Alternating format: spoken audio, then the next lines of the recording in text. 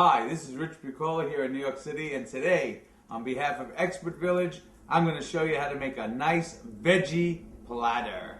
Alright, so I'm back. I have my assorted celery, my assorted peppers, and what I'm going to do is start just building up a nice display, and remembering that I just want it to look pretty. Different colors. And you don't have to overkill anything. If you see you got too much of one thing, just pull it out for now. You want to make it look nice. You want colors to be contrasting, so I know I have enough space to throw a couple here and a couple there, and it makes it look nice. Some carrots on this side. And I'll tell you, I bought enough that I could do a few of these trays. Just put them there for now. And then what you want to do is just, put them in a nice order. Grab my peppers here, my green. Go right alongside there.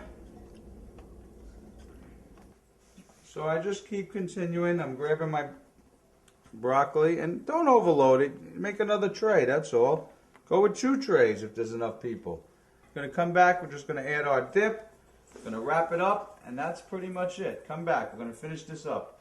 It's a beautiful vegetable platter here on Expert Village.